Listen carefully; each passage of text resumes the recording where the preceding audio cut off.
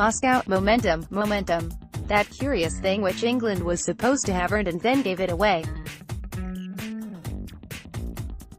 Build up to the tie against Colombia has been dominated by talk of the weak English lineup against Belgium in the final group game and whether Gareth Southgate and his players now find themselves with a chance to make history. After all, it is obvious that a run to the final which sees the English face Colombia, Switzerland, Sweden, and then Croatia, Russia is a more comfortable route than facing Japan, Brazil, and France on the other side of the draw. Yet, the potentials could be shown up as a wishful dream if England's history catches up with the team once again. It has been 12 years since the Three Lions won a knockout match in a major tournament and the burden hangs heavy on the team. Sweden play Switzerland at St. Petersburg in Tuesday's early game at 7:30 p.m., followed by Colombia vs England at Moscow's Spartak Stadium at 11:30 p.m. England players during a training session in St. Petersburg. Reuters: only 2 years ago in France, England succumbed in familiar fashion to Iceland in the round of 16. Since the embarrassing loss, more than half the squad has changed, with 12 of the players at the Euros having not made the flight to Russia. The starting 11 has drastically changed under Southgate too, as 7 of the starters against Iceland are no longer first choice for England. But the questions are still the same.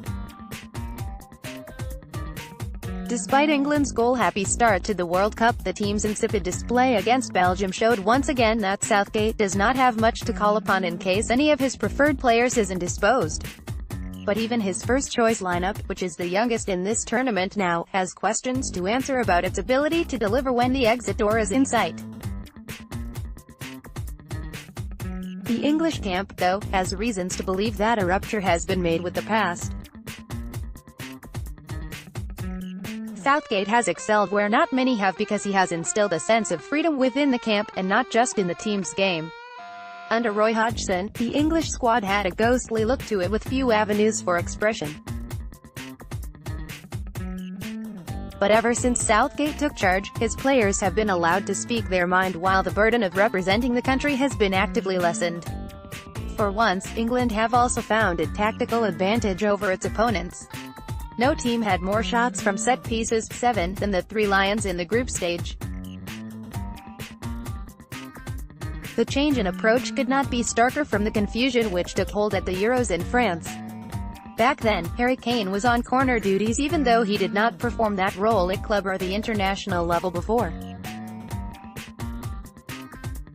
In Russia, a welcome change has seen Kieran Trippier and Trent Alexander-Arnold undertake the duty while Kane, as seen against Tunisia when he struck a brace following corners, is positioned in areas where he can be most effective. The optimism, though, is a slippery slope.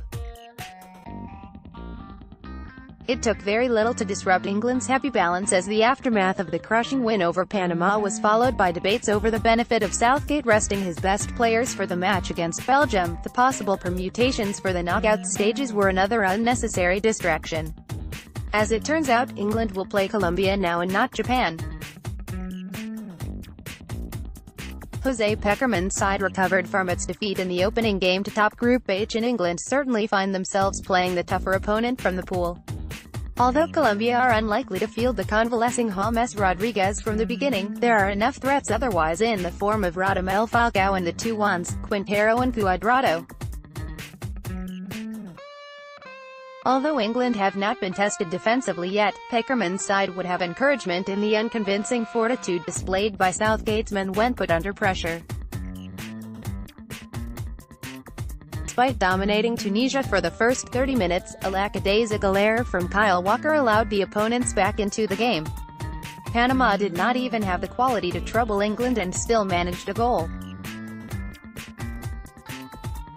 Perhaps the English defense will find better cohesion when it faces a more challenging opponent. But the question of momentum will arise too.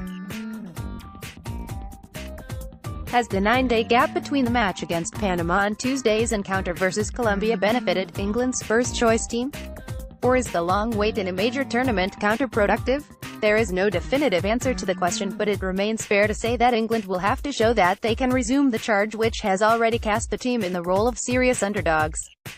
If England do defeat Colombia at the Spartak Stadium, they will also go on to answer plenty of doubts about their fortitude in the face of a knockout match. 2 decades ago, Glenn Hoddle's English side met the Colombians in a do-or-die clash at the World Cup. Although it was a group stage encounter, a 1-2 loss to Romania had left England's chances hanging in the air. A consummate 2-0 win over Colombia followed, raising hopes that the Three Lions could go all the way. But the dream was to crash a few days later against Argentina in the familiar setting of penalties. England's litany of hurt accumulated in the ensuing years, and all the false dawns ensure nobody still believes that Southgate and his players can go all the way. A win over Colombia on Tuesday, though, can alter perception. It may bring back the momentum too, even as England prepares to measure reality with its dreams. Click here for full coverage of FIFA World Cup 2018. Click here to view the full schedule of FIFA World Cup 2018. Updated date, July 3, 2018, 12 p.m.